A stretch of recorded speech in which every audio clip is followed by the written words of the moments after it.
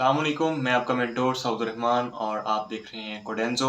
उम्मीद करता हूँ जो कल वीडियो हमने बनाई थी अपनी फर्स्ट लाइन ऑफ कोड के ऊपर, उसको आपने ट्राई किया होगा और उसमें आपको यकीनन कोई प्रॉब्लम नहीं आई होगी। सिंपल स्टेप्स थे उसके अंदर। कल आपको बताया था कि हम आज करेंगे वेरिएबल्स क्या होते हैं पाइथन के अंदर। तो चलते हैं फिर अपने VS कोड IDE के ऊपर और देखते हैं वेरिएबल्स क्या होते हैं। यहाँ पर हम एक न्यू फोल्डर बनाएंगे वेरिएबल्स के नाम से और इसको ओपन करते हैं अपने VS कोड के अंदर। तरीका मैंने आपको बता दिया था, ओपन विद कोड के थ्रू। ओके, VS कोड हमारा ओपन हो चुका है। अब यहाँ पे हम जाके ये फाइल का जो आइकन है इस पे क्लिक करेंगे और यहाँ पर एक फाइल का नाम देंगे वेरिएबल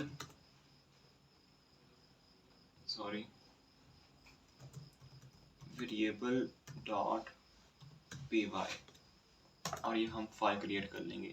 अच्छा, कल जो मैंने फाइल बनाई थी वो थी index.py, आज variable.py। आप जो है py.py से पहले कुछ भी नाम रख सकते हैं अपनी फाइल का और .py जो एक्सटेंशन है वो एग्जैक्टली आएगी। अच्छा, अब यहाँ पर हम पहले देखते हैं कि एक्चुअली वेरिएबल होता क्या है, उसका कॉन्सेप्ट समझ लेते हैं। वेरिएबल जो है हमारे पास, अब फॉर एग्जांपल जो आपको पिक्चर शो हो रही है इसके अंदर x हमारे पास एक वेरिएबल है और इक्वल टू 1 हमारे पास वैल्यू है। x वेरिएबल के अंदर हम अपनी वैल्यू 1 को स्टोर करवा रहे हैं।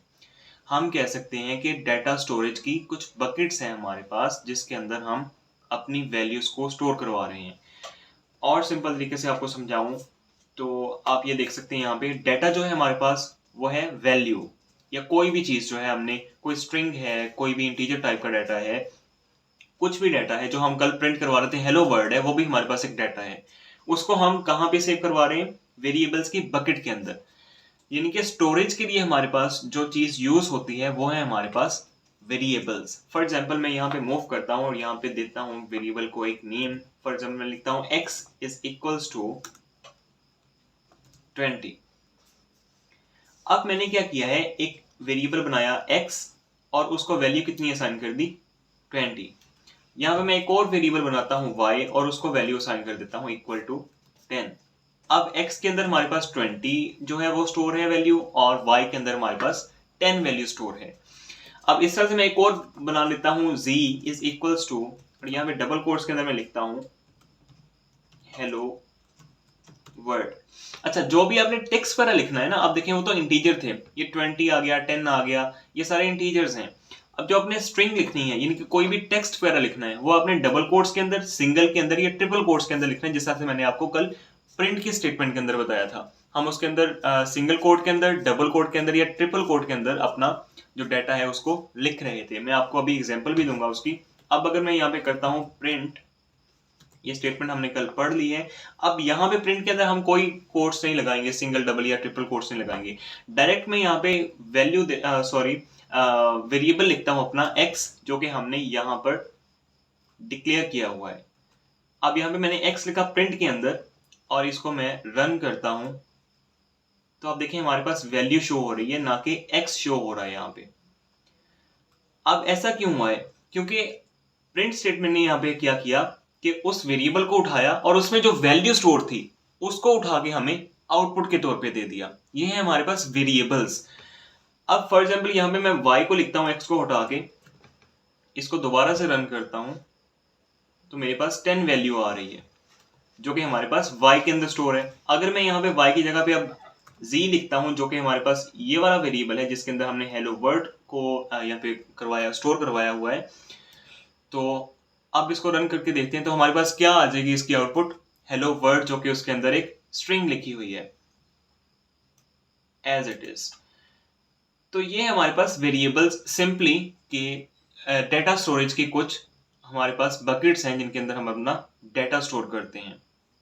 नेक्स्ट स्टेप चलते हैं इसके कुछ फंक्शंस की तरफ।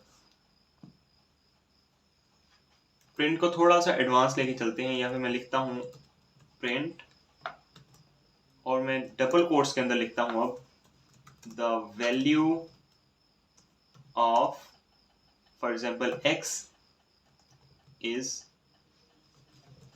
इक्वल टू, और डबल कोट्स के बाहर आऊंगा मैं। डबल कोट से बाहर आने के बाद मैं यहाँ पे कॉमा टाइप करूंगा। कॉमा टाइप करने के बाद मैं यहाँ पे जो अपना ये वाला वेरिएबल था x, इसको लिख दूंगा कॉमा के बाद। अब ये सारा जो काम है वो हो रहा है प्रिंट स्टेटमेंट के अंदर। मैं यहाँ पे स्पेस के थ्रू आपको बता देता हूँ। अभी आपको शो हो रहा होगा यहाँ पे प्रिंट के अंदर हमने क्या किया। अब ये प्रिंट स्टेटमेंट जो है हमारे पास, इसके अंदर हमने डबल कोट्स के अंदर लिखा है the value of x is equal to, और कॉमा के बाद उसको यहाँ पे वेरिएबल असाइन कर दिया है x, जो हमने यहाँ पे डिक्लेयर किया था, क्योंकि हमने जस्ट x को उठाया है और यहाँ पे पुट कर दिया है। अब अगर इसकी आउटपुट हम देखें, पहले मैं इसको क्लियर करता हूँ सारी आउटपुट को। ये हमारे पास क्लियर का ऑप्शन, इसके ऊपर क्लिक करेंगे तो सारी आउटपुट हमारे पास क्लियर हो जाएगी। इसको दोबारा से रन करता हूँ तो आप देखें यहाँ पर कि हमारे पास शो हो रहा है the value of x is equal to 20। ये वाला जो हेलो वर्ड है ये शो हो रहा है इस प्रिंट का। इसको मैं डिलीट कर देता हूँ यहाँ से, ताकि हमारे पास जो वैल्यू है हमारे सिर्फ इस वाले प्रिंट की आए। अब देखें यहाँ पे हमारे पास output I the value of x is equals to 20।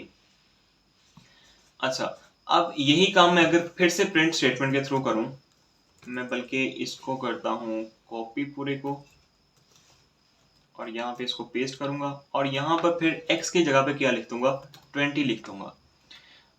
अब इसको अगर रन करता हूं तो आप देखें दोनों काम सेम कर रहे हैं, बट यहाँ पे हम वैल्यू दे रहे हैं और यहाँ पे हम वेरिएबल जो है उसको पास कर रहे हैं।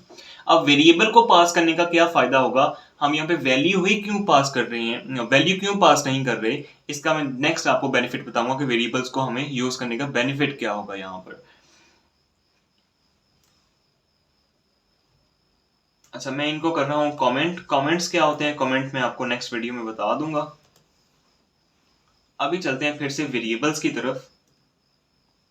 मैं यहाँ पर कुछ और वेरिएबल्स लिखता हूँ। अब फॉर एग्जांपल मैंने लिखा यहाँ पर नंबर इज इक्वल टू 100, यानी कि नंबर एक वेरिएबल है। वेरिएबल्स देखें x, y, z या कुछ इस तरह से जो स्मॉल हमारे पास अल्फाबेट्स हैं उनके नहीं बन सकते। आप कुछ भी वेरिएबल का नाम यहाँ पर रख सकते हैं। अब फॉर एग्जांपल मैंने यहाँ पे नंबर रखा, नंबर इक्वल टू 100। अब अगर मैं प्रिंट करूंगा इसको, प्रिंट नंबर, अब प्रिंट के अंदर मैंने क्या लिख दिया, नंबर, जो कि मैंने यहाँ पर डिक्लेयर किया था अपना वेरिएबल। अच्छा, अब मैं अगर इसको रन करता हूं तो हमारे पास देखें आउटपुट क्या आ रही है, 100। जाहिर सी बात है हमने नंबर के अंदर उसकी वैल्यू स्टोर करवाई थी। अगर फॉर एग्जांपल मैं फिर से नंबर ही वेरिएबल दोबारा से डिक्लेयर करता हूं यहाँ पर और उसको करता हूं इक्वल टू 200, अब देखें प्रिंट में यहाँ पे फिर से नंबर कर रहा हूं, तो अब आउटपुट क्या आएगी, इसको रन करके देखते हैं। अब हमारे पास आउटपुट आ रही है 200। तो याद रखना है आप लोगों ने, जब आपने किसी एक नाम के साथ कोई वेरिएबल यहाँ पे डिक्लेयर करवा दिया है, उसी नाम के साथ दोबारा से डिक्लेयर जब करवाएंगे तो उसके अंदर जो न्यू वैल्यू होगी वो हमारे पास स्टोर होगी और वही उसकी आउटपुट आएगी। अब देखें पहले हमने यहाँ पे नंबर के अंदर 100 वैल्यू जो है उसको स्टोर करवाया था, देन हमने उसी नंबर वेरिएबल के अंदर 200 वैल्यू जो है उसको स्टोर करवा दिया, तो हमारे पास आउटपुट के अंदर क्या आ रहा है, 200। तो हमारे पास वैल्यू कौन सी शो होगी, जो उसकी अपडेटेड वैल्यू होगी। अब नेक्स्ट मूव करते हैं दोबारा से, मैं इसको भी कमेंट आउट कर रहा हूं।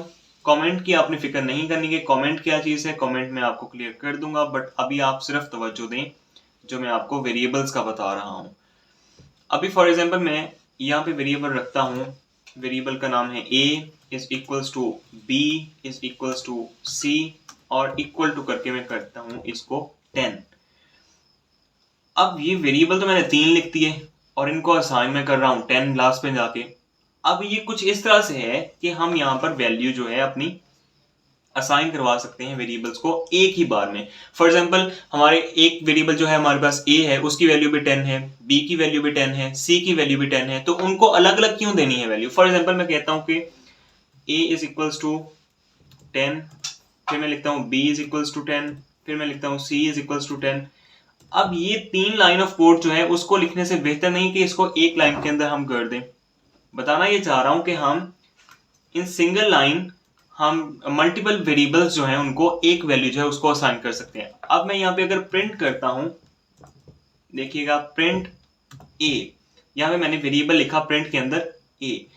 आउटपुट को क्लियर करते हैं, यहाँ पे दोबारा से इसको रन करते हैं तो आप देखें हमारे पास वैल्यू कितनी शो हो रही है 10, क्योंकि उसके अंदर 10 स्टोर है। अगर मैं यहाँ पे ए को हटा के बी करता हूं, दोबारा से इसको रन करता हूं, तो बी के अंदर वैल्यू भी हमारे पास 10 हो रही है। इसी तरह से अगर मैं सी लिखूंगा यहाँ पर तो इसको प्रिंट करेंगे तो इसकी भी हमारे पास वैल्यू 10 आ जाएगी। फॉर एग्जाम्पल अब मैं यहाँ पे मल्टीपल आपको करके दिखाता हूँ। फॉर एग्जाम्पल प्रिंट ए करता हूँ, देन मैं लिखता हूँ प्रिंट बी और देन प्रिंट सी। और अगर अब मैं आपको दिखाऊं यहाँ पर आउटपुट, तो हमारे पास ये देखें तीनों की वैल्यू 10 आ रही है। हम मल्टीपल वेरिएबल्स को एक value with in one line जो है असाइन कर सकते हैं। नेक्स्ट चलते हैं, अगर हमने तीनों को एक ही लाइन के अंदर डिफरेंट वैल्यूज देनी हो फिर क्या तरीका है। मैं इसको भी कर रहा हूं कमेंट। मैं फॉर एग्जाम्पल अब यहां पे करता हूं वेरिएबल्स देता हूं a, b, c is equals to 10, 20, 30। पहले हमने क्या किया था, a equal to b equal to c और इक्वल टू 10, इनके तीनों को एक वैल्यू साइन कर दी 10। बट हम a, b और c को एक ही लाइन के अंदर डिफरेंट वैल्यूज जो हैं वो देना चाह रहे हैं, तो वो किस तरह से करेंगे, कॉमा के साथ सेपरेट करके a, b, c, ये हमारे पास तीन वेरिएबल्स आ गए, इक्वल टू 10, 20, 30, ये हमारे पास उनकी वैल्यूज आ गई। अब होगा क्या, यहाँ पे पहला वेरिएबल जो है a, उसको पहली वैल्यू साइन हो जाएगी, और कॉमा के बाद वेरिएबल है हमारे पास b, तो कॉमा के बाद जो यहां पर वैल्यू है इसको वो साइन हो जाएगी, और c को हमारे पास लास्ट वाली जो बच जाएगी वो साइन हो जाएगी। अब अगर हम इसको यहां पे प्रिंट करके देखते हैं, प्रिंट a करते हैं, then print b and print c। अब होपफुली इन चीजों का तो आपको पता होगा, मैं एक ही बार में कर रहा हूं इसको। हम आउटपुट लेते हैं तो हमारे पास आप देखें a की आउटपुट हमारे पास कितनी आ रही है 10, इस प्रिंट वाली स्टेटमेंट की हमारे पास आउटपुट है 10, इस वाली प्रिंट की b की हमारे पास 20 और c की हमारे पास आ रही है 30। अब ये था एक ही लाइन के अंदर कॉमा के साथ सेपरेट करके हम वेरिएबल्स को वैल्यूज किस तरह से असाइन करेंगे। तो ये थे हमारे पास वेरिएबल्स और उनकी कुछ सिंपल टाइप्स और वेरिएबल्स के कुछ ऑपरेशंस, और प्रिंट थोड़ा सा हमने एडवांस में जाके पढ़ा। होपफुली आपको इसमें कोई प्रॉब्लम नहीं आएगी जब आप प्रैक्टिस करोगे इसकी बार बार। फिर भी अगर कोई प्रॉब्लम आती है तो आप कमेंट बॉक्स में मुझे उसको पूछ सकते हो उस प्रॉब्लम के बारे में। तो इससे नेक्स्ट जो वीडियो होगी उसमें हम वेरिएबल्स के बारे में थोड़ा एडवांस देखेंगे, और वेरिएबल्स के बारे में हम क्या क्या चीज़ें कर सकते हैं, वेरिएबल्स के साथ हम कौन कौन से ऑपरेशन जो हैं वो परफॉर्म कर सकते हैं। तो जुड़े रहें इस चैनल के साथ, चैनल को सब्सक्राइब जरूर कर देना है, वीडियो को आपने लाइक करना है, और मुझे इजाज़त दें। मिलते हैं नेक्स्ट वीडियो में। अल्लाह हाफिज़।